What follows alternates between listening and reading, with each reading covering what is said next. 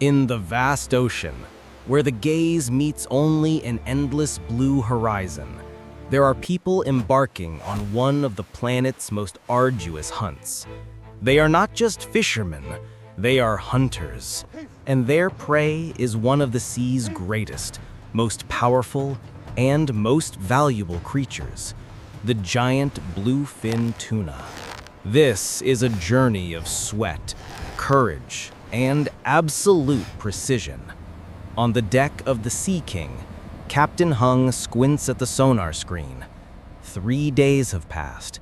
The silence is as taut as a bowstring. Everyone knows this hunt is a high-stakes gamble.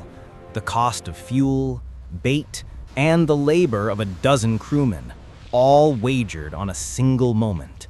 And then, the signal appears. Not a small dot, but a massive blur beneath the hull. "It's here! Get ready!" The captain's voice crackles over the radio. This is the catching process. Hundreds of meters of specialized line, as strong as steel cable, are released with the bait. And then, it happens. The monster has taken the bait. This is no longer fishing.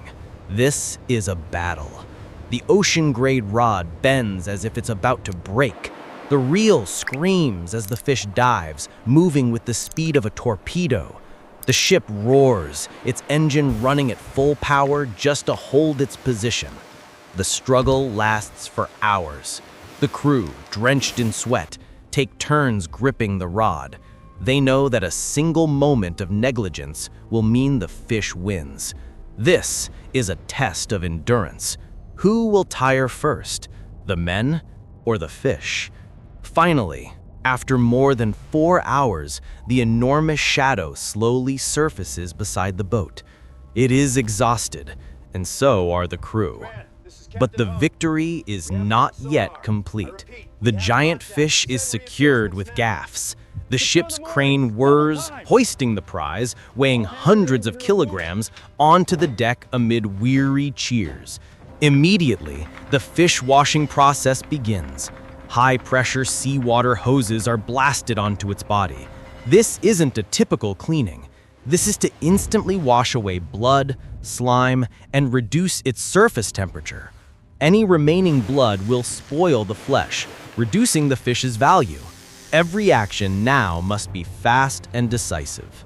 Once the fish is clean, the fish measuring and weighing process takes place. This is the moment of truth. The crew uses measuring tapes to record the length from snout to tail fork and the circumference of the thickest part of the body. These numbers estimate the weight, but only the hanging scale gives the final verdict. The fish is hooked to the crane once more, lifted off the deck. All eyes are on the digital display of the scale. 430 kilograms.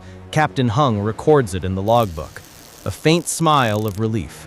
This trip is now profitable. Now is the time for precision. The fish butchering process, or more accurately, carving, begins. This is an art, and the butcher is an artisan. Using specialized tools, the fins, gills, and tail are removed. A decisive saw cut separates the massive head from the body. Then, the belly is carefully sliced open. All internal organs are removed. Everything must be cleanly extracted, leaving nothing behind that could spoil the meat. Next, the butcher uses a long, incredibly sharp knife to make a precise cut along the spine. The giant fish is divided into 4 large pieces, 2 dorsal loins and 2 belly loins. These sections, known as loins, are the most valuable parts. Every knife stroke must be smooth, avoiding any damage to the texture of the flesh. The value of the fish is now measured in minutes. The longer the tuna meat is exposed to the warm air on deck, the more its quality degrades. The process of moving the fish to the ship's cold storage is a race against time. The loins are quickly taken down to the cold hold. This is no ordinary freezer. This is a deep freeze hold where temperatures can plummet to -60 degrees Celsius. Bone-chilling air billows out as the hatch opens. Each loin is carefully wrapped in cloth or specialized plastic, then neatly stacked in the hold. At this temperature, all bacterial activity stops instantly. Every water crystal within the muscle cells freezes ultra-fast, preserving the integrity of the flesh's texture. The fish is locked in its freshest possible state. After many more days at sea, the Sea King returns. The ship's horn sounds, signaling a successful voyage. The docking process begins. At the fish port, the atmosphere has been bustling since dawn. Traders, high-end restaurant owners, and exporters are already waiting. The port's cranes reach out, carefully lifting the giant tuna loins, now hard as rock from being frozen, onto the shore. The fish selling process often happens immediately. This is an intense auction. Discerning buyers inspect a small piece cut from the tail to judge the color, fat marbling, and quality. Starting bid, 500 million dong! The auctioneer's call rings out. Nods, hand signals. The price climbs dizzyingly fast. In just a few minutes, the fate of the sea monster is sealed. Tons of sweat and risk at sea are converted into concrete numbers. The fish is quickly loaded into refrigerated trucks, ready for its journey to the world's most luxurious restaurants. But the greatest reward isn't always the money. Sometimes it is the enjoyment.